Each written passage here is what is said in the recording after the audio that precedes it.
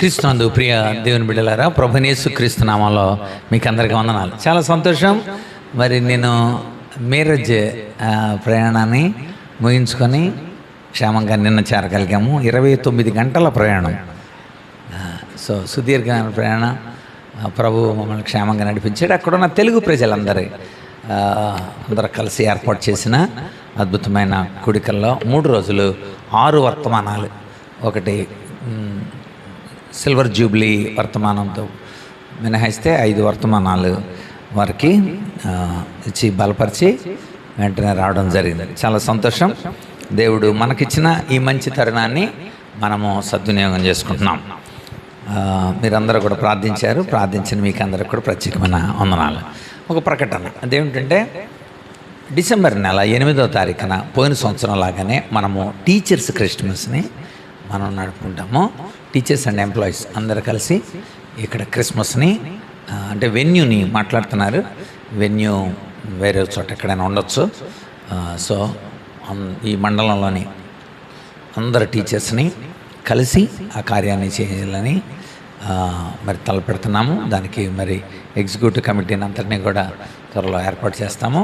అందరూ కూడా మరి ఆ విషయంలో పాలు పొందాలని ప్రత్యేకంగా మీకు తెలియజేస్తున్నా. చాలా సంతోషం. మనము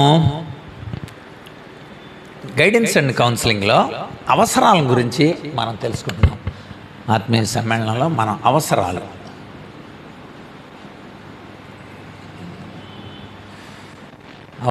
ఈ అవసరాల్లో మనము ఫిజికల్ నీడ్స్ గురించి మనము ఆలోచించాము, బాగా ధ్యానం చేసాము. ఫిజికల్ నీడ్స్, భౌతికపరమైన అవసరాల గురించి మనం ధ్యానం చేసాం. రెండవది సెక్యూరల్ నీడ్స్, భద్రతాపరమైన అవసరాల గురించి కూడా మనము ఆలోచించాము. దాని గురించి బాగా డిస్కస్ చేసాము. మూడవది లవ్ అండ్ బిలాంగింగ్ నీడ్స్, ప్రేమ సంబంధాలకు సంబంధించిన నీడ్స్ గురించి మనము బాగా ధ్యానం చేసాం. ప్రస్తుతం మనం గౌరవార్థమైన ఎస్టీమ్ నీడ్స్,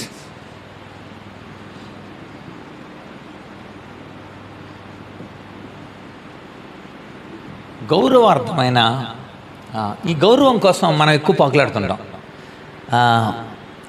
ఆ గౌరవం ఇవ్వకపోతే బాధపడతాం. ఆ గౌరవం ఇవ్వనప్పుడు మన అహం దెబ్బతింటుంది. ఆ విషయాల గురించి మనము mind structure, Sigmund Freud psychoanalytic థియరీలో మనము పోయిన వారం మనము ధ్యానం చేసాం. మనోవిశ్లేషణ సిద్ధాంతం,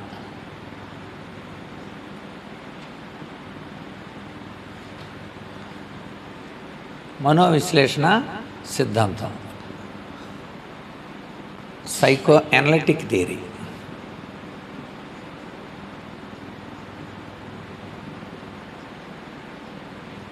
సో ఈ మనోవిశ్లేషణ సిద్ధాంతాన్ని మనం ధ్యానం చేసాం.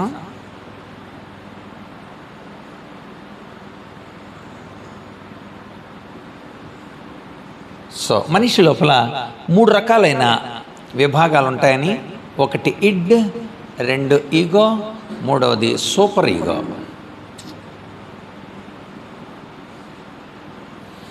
దీనికి మనం రోమాపత్రికలోని 7వ అధ్యాయాన్ని మనము 7వ అధ్యాయాన్ని బేస్ చేసుకొని మనము దీన్ని చాలా ప్రూవ్ చేసుకున్నాం. మనిషి లోపల అంతర్గతంగా మరి ఇడ్ అనబడిన జంతు సంబంధించిన, ఒక లైంగిక సంబంధించిన, ఒక దైవ వ్యతిరేకానికి సంబంధించిన, సాంఘిక వ్యతిరేకానికి సంబంధించిన ఒక పవర్ ఉంటుందని, దాన్ని లిబిడో అని అన్నాడు సిగ్మండ్ ఫ్రాయిడ్. బైబిల్ చెబుతుంది మన లోపల వ్యతిరేకమైన స్వభావం ఒక నియమంగా మనలో ఉందని. అది మనము రోమపత్రిక 7వ అధ్యాయం 15 నుండి వరుసగా చదువుకుంటూ కిందకి వెళితే నాలో వేరొక నియమం ఉంది. ఆ నియమం నన్ను పాపానికి అప్పగిస్తుంది. సో ఇక్కడ మనము సిగ్మండ్ ఫ్రాయిడ్ చెప్పినట్టు ఇడ్ అనేది శరీరానికి సంబంధించింది, ఈగో అనేది మనస్సుకు సంబంధించిన విభాగం, సూపర్ ఈగో అంతరాత్మ లేక మన పరిభాషలో మనస్సాక్షి, బైబిల్ భాషలో ఆత్మ.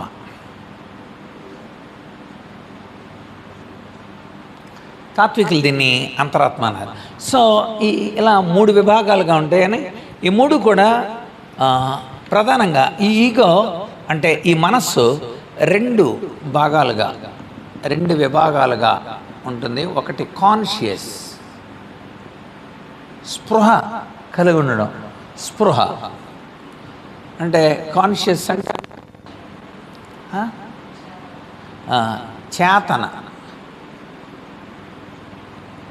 చేతన స్థితి అంటారు సైకాలజీలో. ఆ పదం స్పృహ కలిగి ఉండడం, చేతన స్థితి. ఇంకొక స్థితి ఉంది, సబ్ కాన్షియస్, ఉపచేతన. అంటే కాన్షియస్, ఇది సబ్ కాన్షియస్.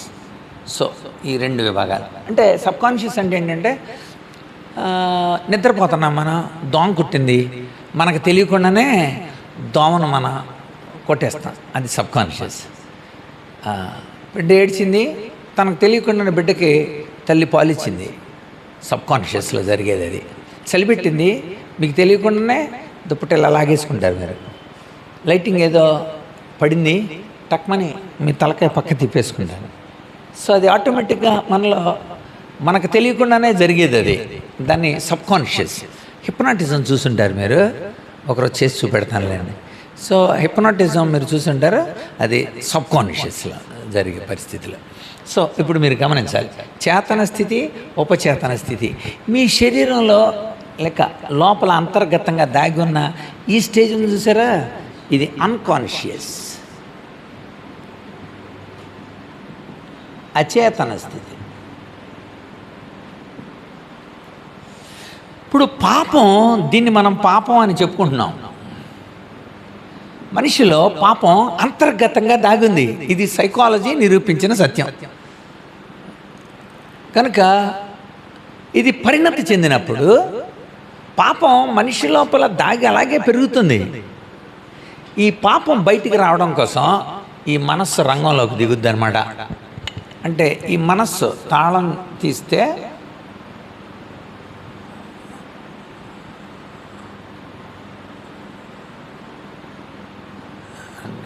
అంటే ఇడ్డీ యొక్క తాళపు చెవి ఇగో అనమాట. అంటే పాపం చేయాలంటే మనసు కావాలి, మనస్సు లేకుండా పాపం చేయలేడు. మనస్సు తాళం తీస్తే పాపం బయటకు వస్తుంది. ఈ మనస్సు పాపం చేయడానికి కోసం ఈ మనస్సుకు ఇవన్నీ కూడా కన్ను, చెవి, ముక్కు, తర్వాత చర్మం, నోరు, జ్ఞానేంద్రియాలు అంటారు వీటిని, జ్ఞానేంద్రియాలు. ఈ జ్ఞానేంద్రియాలన్నీ ఈ మనసుకు ఉంటాయి, మనసుకి టచ్ అయి ఉంటాయి. అప్పుడు కన్ను చూస్తుంది, మనసు ఆలోచిస్తుంది, తాళం తీస్తుంది. చెవి వింటుంది, ఆ సినిమా పాట, వెంటనే మనసు తాళం తీస్తుంది, పాపం బయటకు వస్తుంది. అర్థమైంది మీకు? అలాగే ముక్కు ఆ వాసన చూస్తుంది. అలాగే చర్మం స్పర్శిస్తుంది, వెంటనే మనసు తాళం తీస్తుంది. సో అలాగ నోరు ఆ మాటలు మాట్లాడుతుంది, వెంటనే ఈ అంచేత దేవుడు ఈ మనస్సుని ఆధీనంలో తీసుకురావడానికి కోసం మన లోపల ఆల్రెడీ మనస్సాక్షి లేక అంతరాత్మ, మన భాషలో ఆత్మ పెడతాడు. ఈ ఆత్మ ఈ రెండింటినీ కంట్రోల్లో ఉంచుద్ది మనలో. అయితే ఏమైందంటే మనము ఈ ఆత్మని సరిగ్గా అంటే గుర్తించినందువలన, మనస్సుకి ఎక్కువ ప్రాధాన్యత ఇవ్వడం వలన ఈ మనస్సు ఈ ఆత్మను కూడా అలా ఆక్యుపై చేస్తుంది అనమాట. అప్పుడు అంతరాత్మ దెబ్బతింటూ ఉంటుంది, ఆత్మ న్యూనత చెందుతూ ఉంటుంది. నేను ఎందుకు అంటే ఏం చేయలేదు అప్పుడు. కనుక ఇంకా రెచ్చిపోయామనుకోండి, అంటే ఈగో పెరిగిపోతుంది మనలో. ఇక అంటే అహంభావం అంటాం మన దృష్టిలో. ఇది పెరిగిపోయింది అనుకోండి మనలో, అప్పుడు ఇంకేమవుతుంది? ఈ సూపర్ ఈగో ఇక్కడెక్కడ ఉంటుంది, ఇలా ఉంటాడు మనిషి. అప్పుడు సూపర్ ఈగో. అందుకని దేవుడు ఏం చేశాడంటే ఈ మనసును కాన్సన్ట్రేట్ చేసి, నీ మనసును నాకు ఇవ్వు, నీ మనసును నాతో ఉంచు అంటే, ఎవని మనస్సు నీ మీద అనుకొనను అన్నాడు. అప్పుడు దేవుడు ఏం చేస్తాడంటే ఈ మనస్సుని ఆత్మ కంట్రోల్లో ఉంచుతాడు. ఇదంతా సూపర్ ఈగో.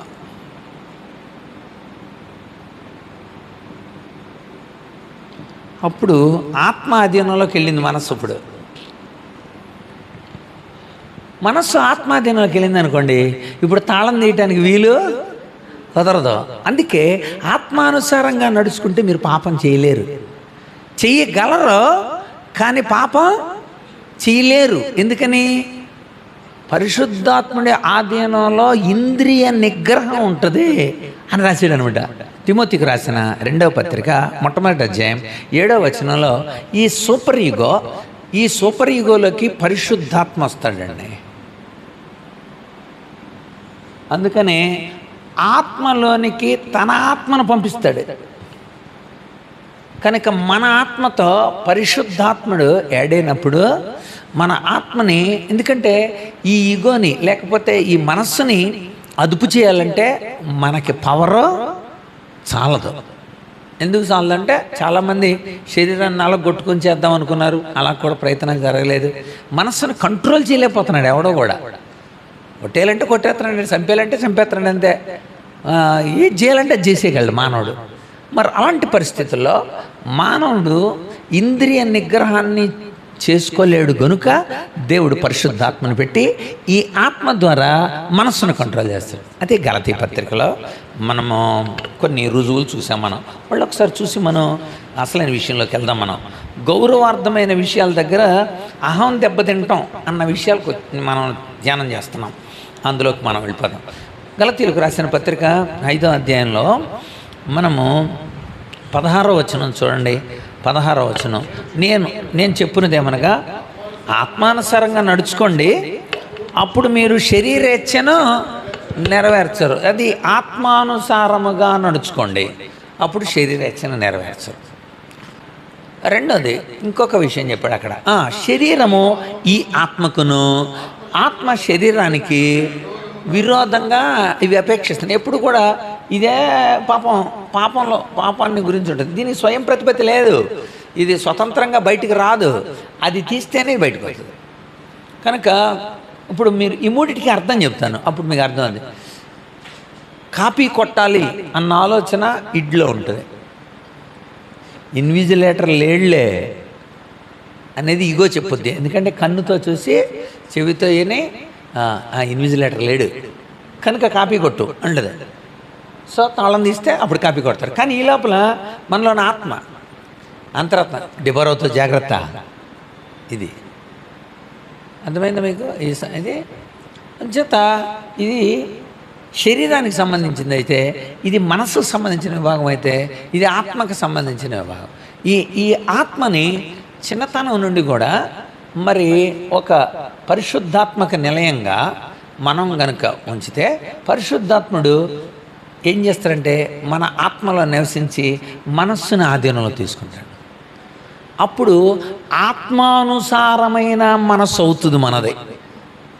లేదనుకోండి శరీరానుసారమైన మనస్సు అవుతుంది. ఇందాక ఆ బొమ్మ కూడా వేసాను కదా నేను, ఇది ఆత్మానుసారమైన మనస్సు.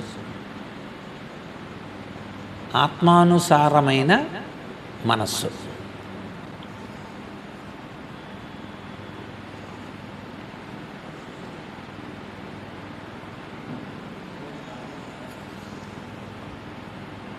అది సో ఇది ఆత్మ, ఇది మనస్సు, ఇది శరీరం. సో ఇది ఆల్రెడీ తాళం తీసేసింది. సో మీరు గమనిస్తే శరీరానుసారమైన మనస్సు, శరీరానుసారమైన మనస్సు. ఈ రెండింటికి కలిపి అప్పుడు రోమాపత్రిక 8వ అధ్యాయం 5వ వచనం 6వ వచనం రాసుకోవాలి. అక్కడేమనుంది, శరీరానుసారులు శరీర విషయముల మీద మనస్సు ఉంటారు, ఆత్మానుసారులు ఆత్మ విషయముల మీద మనస్సు ఉంటారు. శరీరానుసారమైన మనస్సు ఇది మరణం, దీని రిజల్ట్ ఏంటంటే మనకు వచ్చేది మరణం. ఆత్మానుసారమైన మనస్సు జీవము, సమాధానం. కనుక ఇదంతా ఈ శరీరంలో ఉండే ఈ ఇడ్డంతా కూడా తాళం తీసిన వెంటనే మనస్సుకంతా మలినమయ్యి, మనస్సు మలినమైనదోయి మారు మనస్సు పొందవోయి, మనస్సు మారి నూతనమైతే మరో రూపముండునోయి, మరో అరకమూర్తిగా రాసిన వాడు. సో మనసు మలినమైతే అప్పుడు మీరు ఆత్మచేత నింపబడితే మరో రూపం, ఇంత క్రితం ఆ రూపం ఉండేది, ఈసారి ఈ రూపం మారుతుంది. ఆత్మానుసారులు శరీరానుసారులు. రైట్, ఇది మనకి స్ట్రక్చరల్గా మైండ్ స్ట్రక్చర్. ఇది ఇందులో మీకున్న మ్యాక్సిమం అన్ని డౌట్స్ని మీరు ఇక్కడ ఇప్పుడు మనం ఆలోచించాలి. ఇప్పుడు మనం మనస్సు దెబ్బతింటే అది మనం గౌరవార్థమైన నీడ్స్లో గౌరవాన్ని కోరుకుంటారు. ఏమేం కోరుకుంటారు వాళ్ళు? ఒక మర్యాద, తర్వాత పరువు పోయిందనుకోండి, పరువు నష్టం రావేస్తాం. అందుకే పరువు కోసం సొంత కూతుర్ని కత్తితో హత్య చేశాడు. సొంత కూతుర్ని ఏంటంటే పరువు హత్యలు అని మనం పేపర్లో చూస్తున్నాం. పరువు కోసం. కనుక ఈ పరువు కోసం, అదంటే మనసు దెబ్బతిందనమాట. ఆడికి మనసు దెబ్బతిన్నప్పుడు ఏదైనా చేస్తాడు. పరువు కోసం, మర్యాద కోసం, ఆత్మాభిమానం కోసం, ఈ ఆత్మాభిమానం కోసం, తర్వాత సామాజిక అంతస్తు కోసం,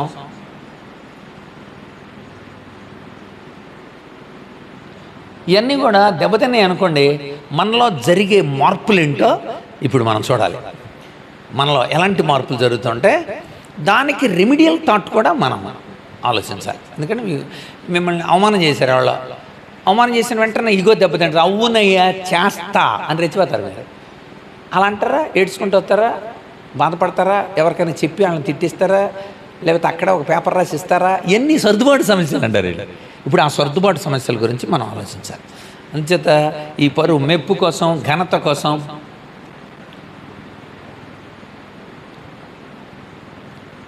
ఇది గౌరవార్థమైన నీడ్స్ అండి, ఎస్టీమ్ నీడ్స్. ఇది దీని గురించి ఆలోచిస్తున్నాను.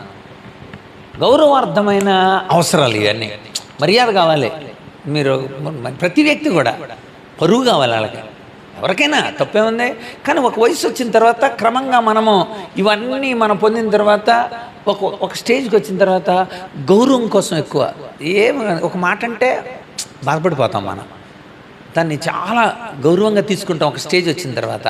అది కూడా మానవుడు కోరుకునేది అనమాట. మనిషి దాన్ని కోరుకుంటాడు అనమాట. అంచేత ఘనత కోసం, మెప్పు కోసం, పరువు కోసం, తన గుర్తింపు కోసం. అంతే కదా, గుర్తింపు. తన ఐడెంటిటీని వాళ్ళు గుర్తించలేదు. నేను వెళ్ళాను కానీ వేదిక మీదకి పిలవలేదు. నేను వెళ్ళాను కానీ ఒక పాట కూడా పాడించలేదు, ఒక ప్రార్థన కూడా నాకు ఇవ్వలేదు. ఎంతోమందిని చూశాను నేను. అసలు మేము కనపడలేదా మీకు, స్టేజ్ మీద పిలవలేదా నిన్నేసార్లు అంటే వాళ్ళు ఈగో దెబ్బతిందనమాట. ఇది ఈగో దెబ్బతిందనమాట. కనుక ఈగో దెబ్బతిన్నప్పుడు మనలో జరిగే పరిణామాలు ఎలా ఉంటాయి? అప్పుడు మనసు ఏం చేస్తుందంటే సర్దుబాటు చేసుకోవటానికి ఇవ్వకపోతే ఏంటిలే, అది ఇవ్వకపోయినంత మాత్రం ఏంటి మన ఏమైనా తగ్గిపోతామా ఏంటి, అలా మీరు కొన్నిసార్లు కవర్ చేసుకుంటుంటారు పక్క వాళ్ళకి చెప్పి. ఇప్పుడు అందరికీ చీరలు ఇస్తున్నారండి, అందరికీ చీరలు ఇస్తున్నారు. కరెక్ట్గా నీ దగ్గరికి వచ్చేసరికల్లా చీర అయిపోయింది. వెంటనే మనసు అంతా చివుక్కుమందే, పర్లేదులే అలాంటి చీర నాకు ఇంట్లో కూడా, పచ్చ చీర మా ఇంట్లో కూడా ఉంది చూసారా. అదేంటిది? అక్కడ ఇగో దెబ్బతిని సర్దుబాటు సమస్య. వీటిని రక్షక తంత్రాలు అంటారు. రక్షక తంత్రాలు అంటే మనల్ని మనం అలా కనుక ఈ ఇగో రక్షణ కోసం అలా చేయకపోతే ఒత్తిడి పెరిగి మనిషి చచ్చిపోతాడు. అందుకోసం దీన్ని డిఫెన్స్ మెకానిజం అంటారు. డిఫెన్స్ మెకానిజం అంటే డిఫెన్స్ చేసుకోవడానికి కోసం, ఆ గాయాన్ని మానుపుకోవటానికి కోసం సర్దుబాటు సమస్యలు.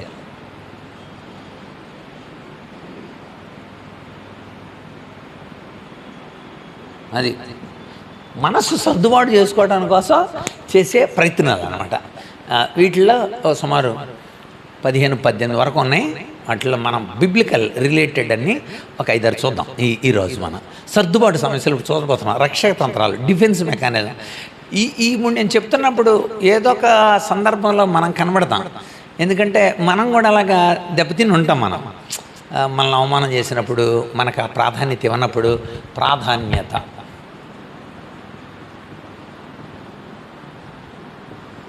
స్థానం,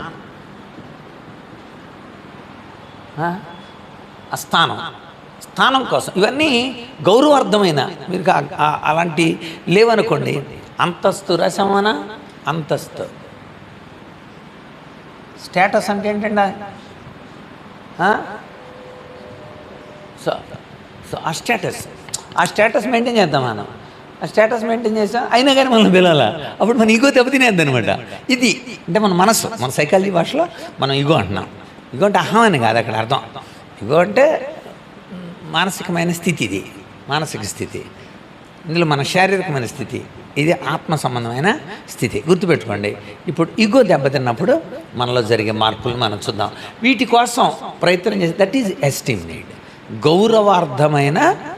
గౌరవార్థమైన అవసరాలు అన్నమాట. ఖచ్చితంగా ప్రోత్సాహం తగ్గినప్పుడు, ప్రోత్సాహం లేదనుకోండి, ప్రోత్సాహం లేకపోతే కనుక, ప్రోత్సాహం లేకపోయినా కూడా అలాగే ఉంటుంది. వెంటనే అహం దెబ్బతింటుంది. తర్వాత మనసుకు గాయమైనప్పుడు కనుక ఇవన్నీ కూడా డిఫెన్స్ మెకానిజం అంతా కూడా రైట్. 1896లో ఈ రక్షక తంత్రాలని సిగ్మండ్ ఫ్రాయిడ్ ప్రవేశపెట్టాడు. చాలా ఫేమస్ కొంచెం సైకాలజీలో, సైకో అనలిటిక్ థియరీ మరియు ఈ అడ్జస్ట్మెంట్ మెకానిజమ్స్. పిల్లల్లో ప్రతి ఒక్కళ్ళలో మనం చూస్తూ ఉంటాం వీటిని.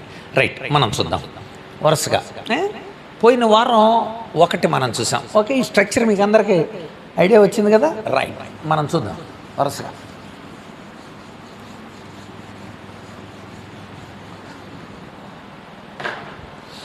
మొట్టమొదటిది, మైండ్ దెబ్బతిన్నప్పుడు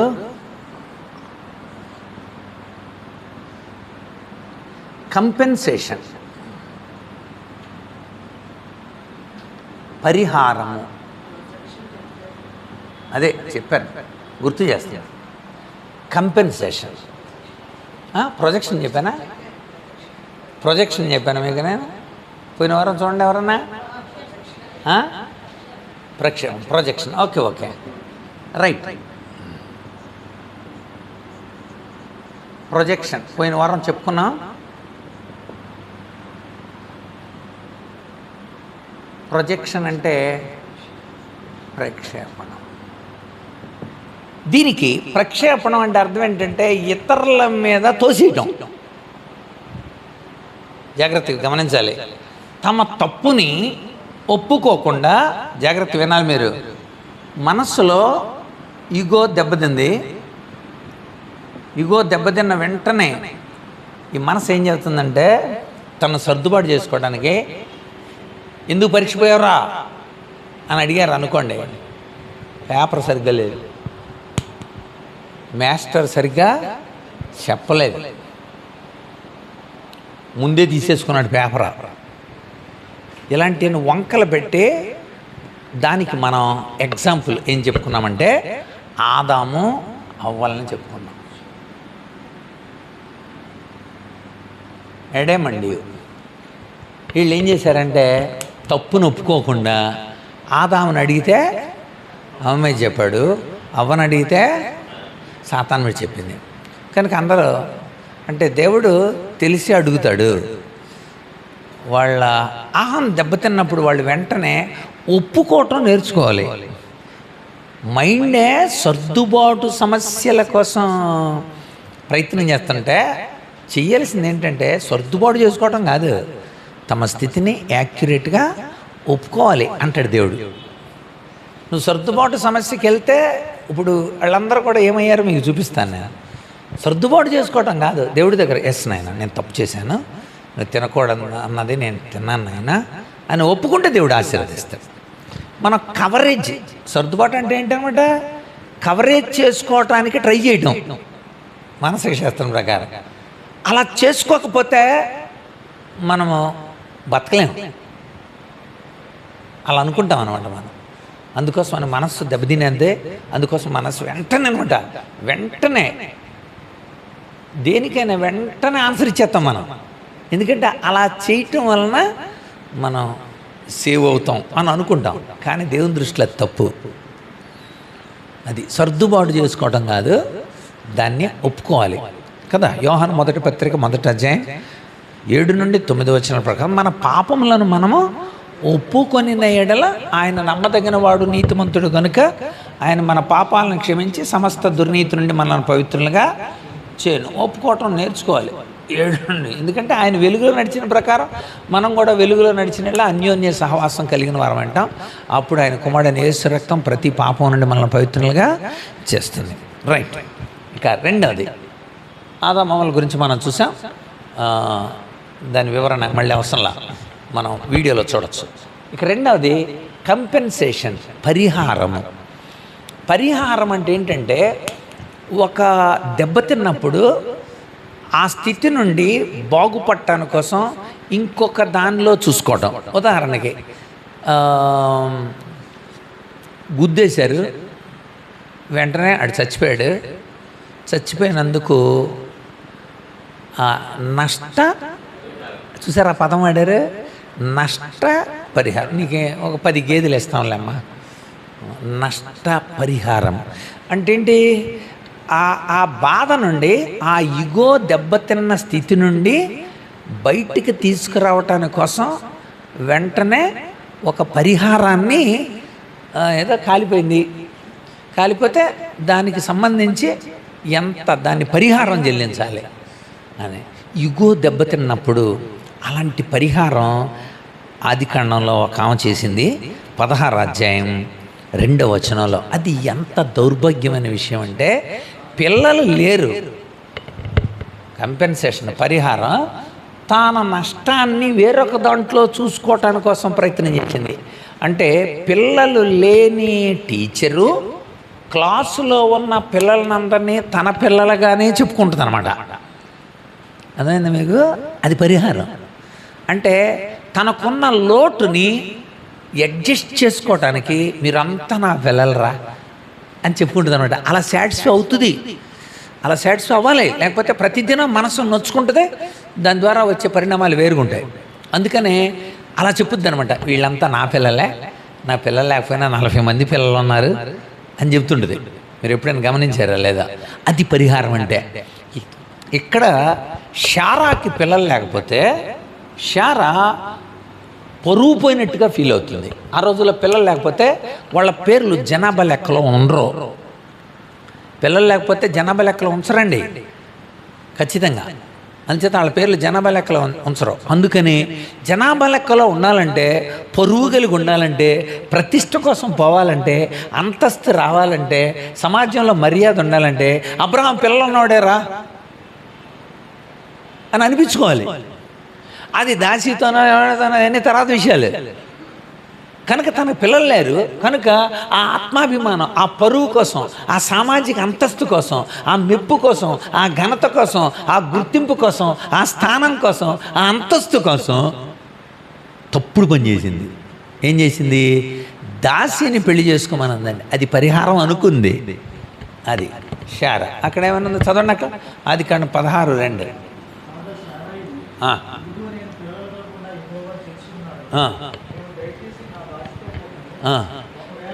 దేవుడే అలా చేశాడని ఆమెకే, అక్కడ ఏమనుందండి, దేవుడే అలా చేశాడని ఆమెకే తెలిసింది కదండి. దేవుడే అలా చేశాడని తెలిసినప్పుడు తిరిగి అలా ఇవ్వాల్సిన వాళ్ళు కూడా ఎవరో? దేవుడే కదా. కానీ దేవుని మీద ఆధారపడకుండా భౌతికంగా అహం దెబ్బతింది. దేవుని దగ్గరకు వెళ్ళి దేవుణ్ణి హన్నాలాగా గోజాడాల్సిన శారా సొంత నిర్ణయం తీసుకొని అహం దెబ్బతిని సామాజికంగా ఒక అంతస్తు కోసం, గౌరవప్రదమైన అవసరం కోసం, అది అక్కడ మీరు నోట్ చేసుకోవాల్సిన వర్డ్, గౌరవప్రదమైన అవసరం కోసం తన దాసీని అబ్రహామును పెళ్లి చేసుకోమని చెప్పింది. తీరా దాసి గర్భవతి అయిన తర్వాత ఏం చేసింది? అసూయ పుట్టిందని ఉంది. ఇదేంటండి చిత్రం? పిల్లోడిని కన్నా తర్వాత అసలు ఇంట్లో నుండే వెళ్ళగొట్టమంది. ఇది ఎక్కడ చిత్రం అండి అది? మరి పరువు కోసం చేసినప్పుడు, అంతస్తు కోసం, అంటే అర్థమవుతుందా నేను చెప్పింది? పరువు కోసం చేస్తున్నప్పుడు, అంతస్తు కోసం చేసినప్పుడు కన్న వాళ్ళే తమ పిల్లల్ని పరువు కోసం కత్తులతో చంపేస్తున్నారు. పరువు కోసం. అది నచ్చిందని పెళ్లి చేసుకుంది. నేను పెళ్లి చేసుకుంది నచ్చినోడిని, నేను పెద్ద ఆయన మేజర్ అని అందే. నువ్వు ఎలా బతుకుతావు చూస్తా. నడి రోడ్డు మీద పరువు హత్యలు ఎన్ని చూసాము మనం. కనుకంటే కన్నదాళ్లే. సో హాగర్ని పెళ్లి చేసుకోమని చెప్పింది శారాయే, హాగర్ని ఇంట్లో నుండి వెళ్ళగొట్టింది కూడా శారాయే. మరి పరువును గురించి ఇంకా ఆమెకున్న పరువు ఏంటి అసలు? ఏ పరువు కోసం ఆలోచించింది? కనుక చాలాసార్లు ఉన్న పరువు పోద్దనమాట. మనం పరువు కోసం చేసే ప్రయత్నాలలో అహం దెబ్బతిని చేసే పనులు ఇవి. శారా కేవలం వీటి కోసం చేసింది. అందుకే ఇవి రాసింది. శారా ఒక గుర్తింపు కలగాలి నాకు నా భర్తకే, సమాజంలో ఒక ఘనత రావాలి, నా భర్తకే, పిల్లలు ఉన్నవాడే అబ్రహాం కూడా అని మెప్పు రావాలి, ఒక సామాజిక అంతస్తు కలిగినోడు రా పిల్లలతో అని. కనుక ఒక ఆత్మాభిమానం పొందడం కోసం సాటిస్ఫాక్షన్ అనమాట. ఎస్ నాకు పిల్లలు ఉన్నారు అని. నిజానికి తన పిల్లలు కాదు అయినప్పటికీ కూడా అబ్రహాముకు పిల్లలు ఉన్నారు అని అలా చూసుకోవాలని అనుకుంది. అదేమి సాటిస్ఫాక్షన్ అండి? ఇలాంటి సర్దుబాట్లు కూడా ఉంటాయి. అది కూడా బైబిల్ చేయలేదు. కనుక కంపెన్సేషన్లో శారా అక్కడ మీరు నోట్ చేసుకోవాల్సిందండి, గౌరవ అవసరం కోసం హాగర్ను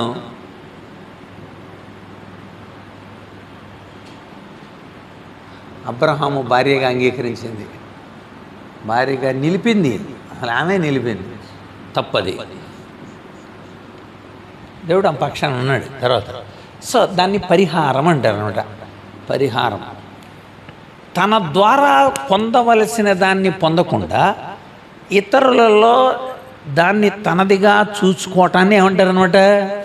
పరిహారం అంటారు. అది ఆ ప్లేస్ని అది పొడవదు, అది లోటే. దాసి కొడుకే, స్వతంత్రుడే అయినప్పటికీ కూడా పరిహారంగా డబ్బులు చచ్చిపోయిన వాడిని తీసుకురావు. మీకు కాలు ఇరిగిందా 50,000 ఇస్తానంటారు ఎల్ఐసి వాడు. అర్థమైందా? మీరు చచ్చిపోతే 5 లక్షలు అని చెప్తుంటాడు. అంటే మిమ్మల్ని తీసుకురాలేవు, కానీ మీ బాధను తొలగించడానికి, కొంత కన్నీరు తొడవడానికి వీటికి 5 లక్షలు ఏంటనమాట? పరిహారం. రైట్. సో ఇది నెక్స్ట్ మూడవది రేషనలైజేషన్.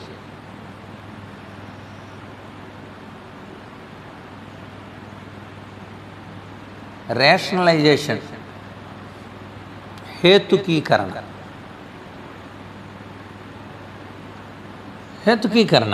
అంటే ఏంటంటే ఏ విధమైన కారణాలు కాదు, కానీ కారణాలుగా చెప్తాం మనం.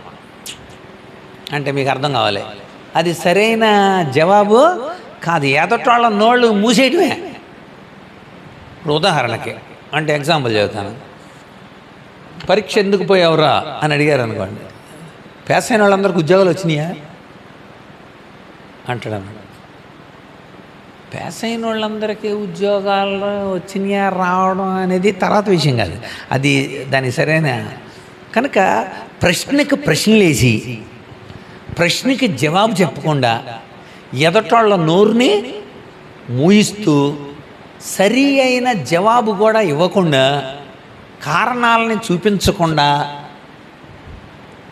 ఎదురాడే స్వభావం ఉంటుంది చూసారా, దాన్ని హేతుకీకరణ. మీకు బెస్ట్ ఎగ్జాంపుల్ కయ్యను నీ తమ్ముడేడి అని అడిగాడు దేవుడు. వెంటనే కయ్యను ఇగో దెబ్బతింది. దేవుడు అడిగేశాడు, చెప్పేయాలి ఇప్పుడు, నేనే నాయన నా తమ్ముడిని చంపేశాను, అసలు మనం ఆలోచిస్తే దేవుడు అలాగా తప్పు చేసిన వాళ్ళందరినీ కూడా అడుగుతూనే ఉంటాడు. ఎందుకో తెలుసా? వాళ్ళు తప్పును ఒప్పుకోవటాని కోసం దేవుడిచ్చే ఒక అద్భుతమైన అవకాశం అన్నమాట. అయినా కయ్యను దగ్గర కూడా అలాగే అన్నాడు. కయ్యను నీ తమ్ముడు ఏడని తెలిసి అడిగాడా తెలియక అడిగాడా? తెలిసి అడిగాడు. కయ్యను నిజమే నాయన అని ఒప్పుకోవాలి. ఒప్పుకున్నాడు అనుకోండి, మనం చెప్పాను పాపం మనం ఒప్పుకున్న నీళ్ళ ఆయన నమ్మదు. నీకో దెబ్బ తినొచ్చు, నీకు ఆయన అడిగినందుకు బాధ కలగచ్చు. వెంటనే కయ్యను ఏమన్నాడు తెలుసా? నా తమ్ముడికి నేను కాపలవన్నా అన్నాడు. అదేంటండి అసలు ఆయన అడిగిందండి నీ తమ్ముడేడి అని అడిగాడు. కయ్యను ఏం చెబుతున్నాడు? నా తమ్ముడికి నేను. అసలు దానికి ఏమన్నా సమాధానం ఉందా? కారణాలు లేని జవాబులు చెప్పి తప్పించుకోవటానికి చేసే ప్రయత్నాలని హేతుకీకరణ అంటారు. మంచి ఎగ్జాంపుల్ మనకు చిన్నప్పుడు స్టోరీ చెబితే అర్థం అది. నక్క ద్రాక్ష పళ్ళ కోసం బాగా ఎగిరిందంట. ఎగిరి ఎగిరి ఎగిరి ఏమనుకోవాలి నక్క? చి నాకు దమ్ము లేదు. దాని ఇగో దెబ్బతిందనమాట. దెబ్బతిని ఎగరలేకపోతుంది. ఇంకో కొంచెం ఉంటే అందుకుంటుంది, ఇక్కడ దాకా ఎగురుతుంది అందట్లా. ఇక నాకు బలం లేదు, నేను ఇక ఎట్టి పరిస్థితుల్లోనూ కూడా బలపడి రావాలి, అప్పుడే అందుకుంటే అని సిగ్గు తెచ్చుకోవలసిన నక్క సిగ్గు తెచ్చుకోకుండా అందంట ద్రాక్ష పళ్ళు పుల్లటే అని వెళ్ళిపోయిందంట. ద్రాక్ష పళ్ళు పుల్లటి ఎలాగైనాయండి అంటే నీ తప్పును కప్పిపుచ్చుకోవటాని కోసం ఎదటోళ్ళనే ఎదవలన చేయటం అంటారు చూసారా, అది హేతుకీకరణ. నీ తప్పును కప్పిపుచ్చుకోవటానికి కోసం ఎదటోళ్ళని తప్పుటోళ్ళు చేస్తావు. నువ్వు చేస్తారు అలాగా. నోరేసుకుని పడిపోయి నందిని పంది కింద చేసేసి ఎదటోళ్ళకి తప్పు కింద అద్దను మా రేషనలైజేషన్. రాజకీయ నాయకులు ఈ కేటర్లో నెంబర్ 1 ఉంటారు. రౌడీలంతా దొంగలు చాలామంది అనమాట. చాలామంది అప్పటికప్పుడే మార్చేస్తారు. అయితే నువ్వు నాతో ఎప్పుడన్నా అంటే నేనే వెంటనే. కనుక అది అక్కడ రాసుకోండి మీరు. అక్కడ ఉదాహరణ అంటే కయ్యను ఎగ్జాంపుల్. కయ్యను సరి అయిన కారణం చూపించకుండా ఎదటి వాళ్ళ నోరు మూయించాలనుకుంటాం. అలా దానివలన అది ఈగో సాటిస్ఫై అవుతుంది అనమాట. అది చెప్పండి అక్కడ ఆదికాండం ఎంత? అది 4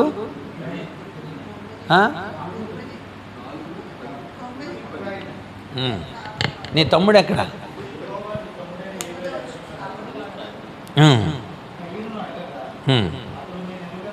నేను ఎరగా. అది నువ్వు చేసింది ఏంటి, నువ్వు చెప్పే జవాబు ఏంటి. ఇంకోటి ఏంటి మనం ఆలోచించాల్సింది, మీరు ఆలోచిస్తే ప్రశ్నకి ప్రశ్న జవాబా కాదు కదా. నీ తమ్ముడేడి అనేది ప్రశ్న, మా తమ్ముడు నేను కాపలావాడినా అనేది ఏంటి, అది కూడా ప్రశ్నే. కనుక ప్రశ్నకి ప్రశ్నలు వేసా, అది హేతుకీకరణ. కనుక అలా ఉంటుంది అనమాట. ఎరా నువ్వేనా జాంకాయలు కోసింది అని అడిగాడు. జాంకాయలు కోసేవాళ్ళగా ఉన్నానా అంటున్నాడు. అర్థమైందండి. దేవుడు క్వశ్చన్ లేచి ఎదటాళ్ళు నోళ్ళు మూయించడానికి కోసం చేసే ప్రయత్నాలు అనమాట. ఇగో దెబ్బతినే సుమా. ఆడే కోసింది ఎంతకే, కోసింది ఆడనే అడుగుతున్నాడు మాస్టర్. ఆడు తాను కప్పిపుచ్చుకోవటానికి ఇగో దెబ్బతింది కదా మరి. అహం దెబ్బతిన్నప్పుడు సర్దుబాటు సమస్యలు అన్నమాట. నెక్స్ట్ తర్వాత రిగ్రెషన్.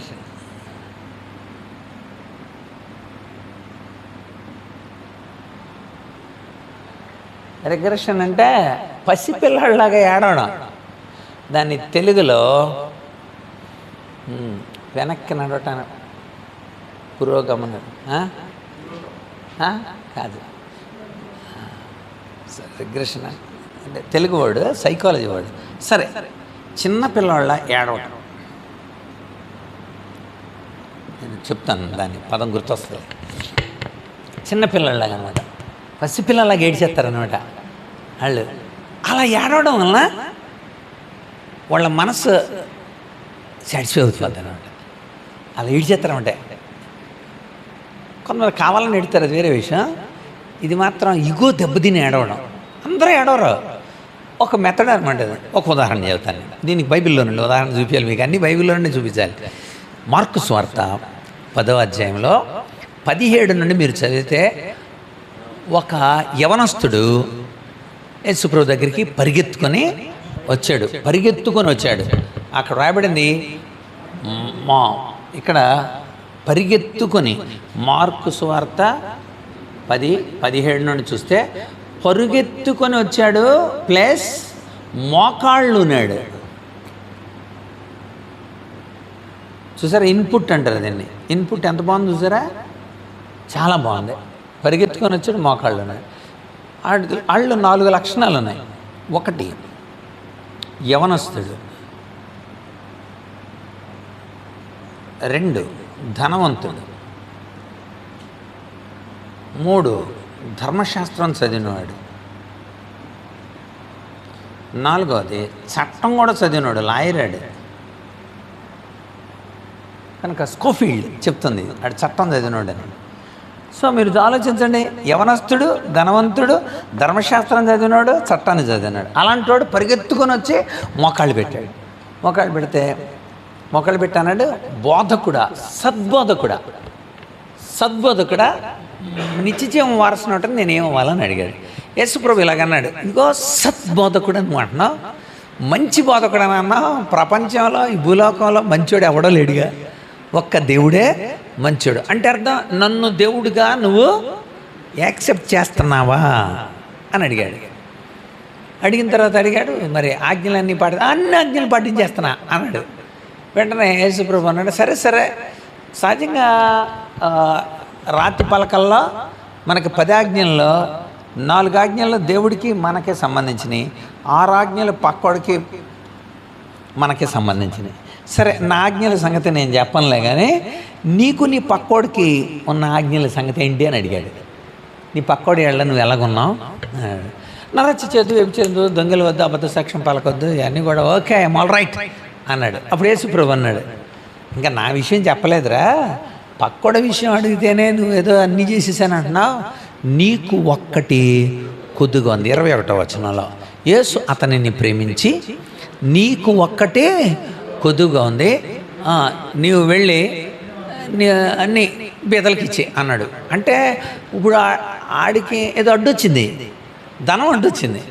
అంటే దీన్ని ఇచ్చేసేయి, ధనం అడ్డొచ్చింది కదా, దాన్ని ఇచ్చేసేయి అన్నాడు దేవుడు.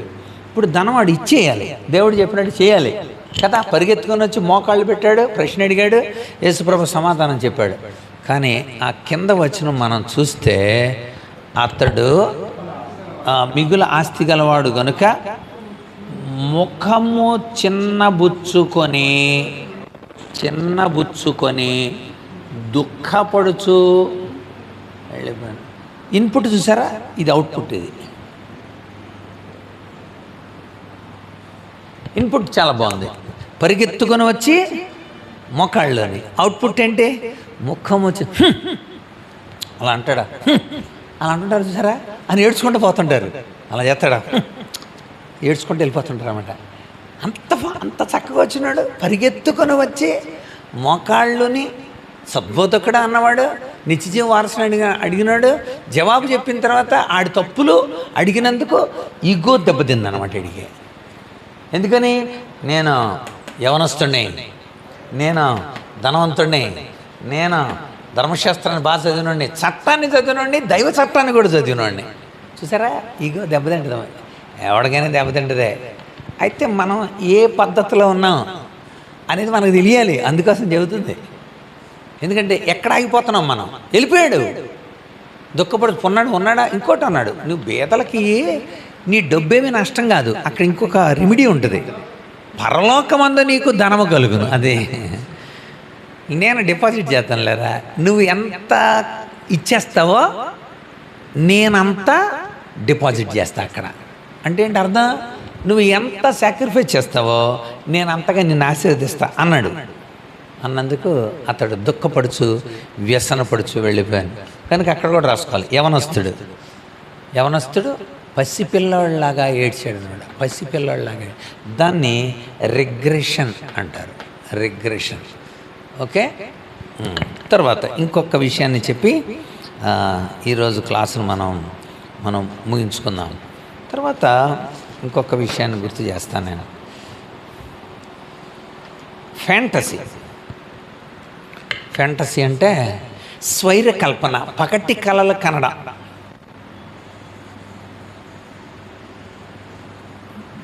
చెప్పి 10th పోయినాడు ఏకంగా ఇంటర్ కూడా పాస్ అయిపోయి డిగ్రీలో జాయిన్ అయినట్టు కలగంటుంటాడు. ఓడిపోయినాడు అందరూ దండలేసినట్టు కలలు కంటుంటాడు. కళల్లో ఉంటారనమాట. ఫ్యాంటసీ.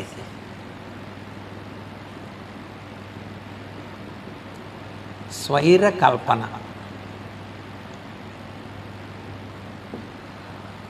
స్వైర కల్పన అంటే పగటి కళలు అని రాసుకోండి. పగటి కళలు. పసిపిల్లాడిలా అని రాసుకోవాలి. ఏడవటంలో పసిపిల్లాడిలా ఎందుకన్నాడంటే అది వాళ్ళు వెనక్కి వెళ్తాడంట, అంటే చిన్నపిల్లాడిలాగా మారిపోతాడు. అది ఆ స్టేజ్. అంచేత ఇది ఇందాక రిగ్రెషన్లో పసిపిల్లాడిలాగా ఏడవటం. అది సో ఎక్కిళ్ళు పడి ఎడుతారు వాళ్ళు ఇగో దెబ్బతిన్నప్పుడు. అదనమాట. సో ఇది పగటి కళలకు అంటాం. దీనికి మంచి ఎగ్జాంపుల్ ఏంటంటే ఎస్తేరు గ్రంథంలో హామాన్ అనే ఒక కుళ్ళుమోతుడు ఉంటాడు. ఆ కుళ్ళుమోతుడు చాలా బాధపడిపోతుంటాడు. ఏంటి నాకు నమస్కారం చేయట్లేదు? ఎవరో ఎస్తేరు యొక్క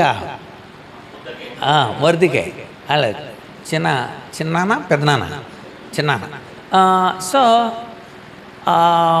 నాకెందుకు చేయట్లా, వీడి పని నేను చేస్తానని చెప్పి ఒక ఉరికొయ్యి తయారు చేసి కళ్ళలు కంటుంటాడు అనమాట. ఏమని కళ్ళలు కంటుంటాడు? ఈ ఉరికొయ్య మీద ఎస్తేరు గ్రంథం 5వ అధ్యాయం 14వ వచనం. ఎస్తేరు గ్రంథం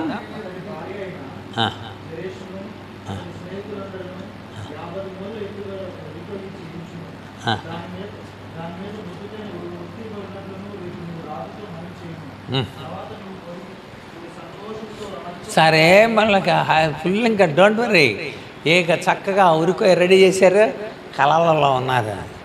తీరా చిత్రాన్ని విషయం ఏం జరిగింది? చివరికి ఆ ఉరికొయ్య మీదే ఆడనే ఉరిదీయాల్సి వచ్చిందని కనబడుతుంది అక్కడ మనకు 6వ అధ్యాయం 4వ వచనంలో. 6వ అధ్యాయం 4వ వచనం.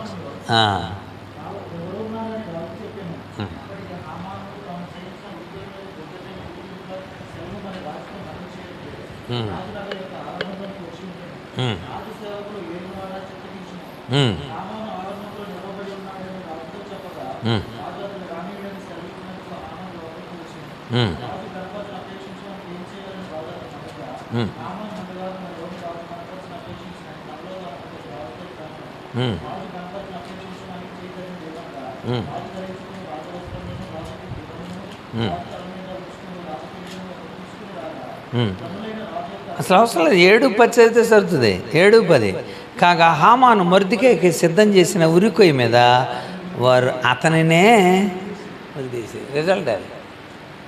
సో వీడు చాలా మంచి ప్లాన్ చేసి ఇక కళ్ళకంటున్నాడు అనమాట. That is fantasy. చాలామంది అహం దెబ్బతిన్నప్పుడు కళల్లో విహరిస్తారన్నమాట. సిగ్మండ్ ఫ్రాయిడ్ డ్రీమాలజీ అని ఇంతలా బుక్ రాశాడు. కళల శాస్త్రం. మీ కళలు ఎప్పుడు నిజం కావు, అది తెలుసుకోవాలి. ఎప్పుడు కూడా మీ కళలు ఎప్పుడు నిజం కాదు. ఒకవేళ కళ ఏదన్నా జరిగిందని అంటే అది యాదృచ్ఛికమే తప్ప సత్యమైందే కాదు. మన మనస్సు మనల్ని సంతోషపెట్టడానికి, సాటిస్ఫై చేయడానికి కోసం చేసే వీడియోగ్రఫీ ఒక వీడియో అనమాట. ఆ వీడియో ఏం చేస్తుందంటే కళ అంతకుముందు జరిగిన ఆ క్రితం ఉన్న జరిగిన అన్కాన్షియస్లో ఉన్న చాలా విషయాలని అలా తీసుకొని ఒక వీడియో చేస్తుంటుంది అనమాట. ఇప్పుడు మన ఫ్రెండ్ మన ఇంటికి వచ్చినట్టు, మన ఇంటి పక్కనే ఎయిర్ డోమ్ ఉన్నట్టు, అక్కడికి వెళ్తుంటే ర్యాకెట్ పక్క నుండి వెళ్తున్నట్టు, మన అత్తమ్మ అక్కడికి మంచినీళ్ళు తీసుకొచ్చినట్టు అన్నీ అనమాట. ఎక్కడెక్కడ దానికి ఒక నియమం, నిబంధన, నిబద్ధత, కలగోర గంప, ఆ రకరకాలన్నీ కలిపి ఒక వీడియో చేస్తుంది అనమాట. అందుచేత ఎప్పుడు కూడా పగటి కళ కనకండి. ఈఎన్ హోవర్ ఇలా అంటాడు తన బుక్లో. ఈఎన్ హోవర్ నిద్రపోయి కలగన్నాను జీవితం సుందరమని, మేలుకున్నాక తెలుసుకున్నాను జీవితం అంటే బాధ్యతని. అంచేత నిద్రపోయి కలగన్నాను జీవితం సుందరమని, రాత్రులు కొన్నిసార్లు దమ్ బిర్యానీ తిన్నట్టుగా వస్తుంది మనకే. 7:30 8 గంటలకు అలాగ నిద్రపోతే కడుపు నిండుద్దా? కల్లా ఫుల్గా తింటారు మీరు. కల్లా తింటే ఎల్లో కడుపు నిండదా? కనుక నేను 2-3 సార్లు ఫారిన్ ట్రిప్ నాకు మిస్ అయింది. అసలు ఖత్తర్, అబుదాబి, కువైట్ 3 మిస్ అయింది. నాకు గవర్నమెంట్ నాకు పర్మిషన్ ఇవ్వాలా. ఇప్పటికీ ఎక్కువ కళల్లో నేను ఈ ఖత్తర్, అబుదాబి, కువైట్ వెళ్ళినట్టు వస్తుంటుంది. ఎందుకని అది నాకు సాటిస్ఫై అవ్వలేదు కదా. సాటిస్ఫై అవ్వలేని వాటిని ఈ ఈగో ఏం చేస్తుందంటే సాటిస్ఫై చేయటానికి కోసం చేసే వన్ ఆఫ్ ద ఈవెంట్ పగటి కళ. గుర్తుపెట్టుకో. చేత కళలను చూసి మీరు సంతోషపడి కళలను చూసి కన్నీళ్లు పెట్టుకోవాల్సిన అవసరం లేదు. ఓకే, ఒక 5 తెలుసుకున్నాం. వచ్చే వారం ఇంకా మరిన్ని అడ్జస్ట్మెంట్ మెకానిజమ్స్ని ఇవన్నీ కూడా మన మనస్సు చేసేవి. వీటన్నిటిలో కూడా ఆదాము అవ్వలో ప్రభువుకి అక్కడ లోబడి ఉంటే పరిణామం వేరేగా ఉండేది. ఈ పరిహారంలో శారా కూడా ప్రభువు మీద ఆధారపడి ఉంటే వేరేగా ఉండేది. కయ్యను కూడా తన తప్పును ఒప్పుకొని అడ్జస్ట్మెంట్కు గురి కాకుండా గురైనా వెంటనే దేవుని సన్నిధానంలో తన తప్పును ఒప్పుకుంటే బాగుండేది. ఈ యవనస్తుడు కూడా ప్రభు దగ్గర అలాగే నాయనా నువ్వు చెప్పినట్టు చేస్తాను అని యాక్సెప్ట్ చేస్తే అలా ఉండేది. ఇక్కడ కూడా హామాను కూడా అవును అతడు తన దేవునికి తప్ప ఎవరికి నమస్కారం చేయడు.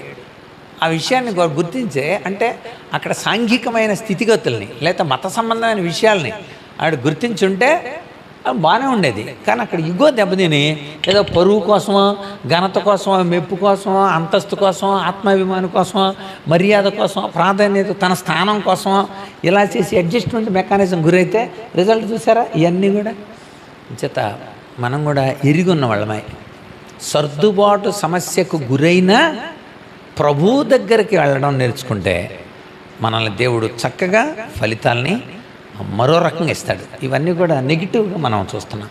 పాజిటివ్ ఉన్నాయి కూడా ఉన్నాయి. అవి కూడా వచ్చేవారు మనం చూద్దాం. మన మనస్సు అలా దెబ్బతిన్నప్పుడు కూడా పాజిటివ్గా ఎలా ఉండొచ్చు ఆ విషయాలు కూడా మనం తెలుసుకుందాం. దేవుడు ఈ మాటల్ని మన వినికిల్లో దీవించునుగాక. Amen, amen. జేమ్స్ అన్న రండి ఒకసారి ప్రార్థన చేయండి.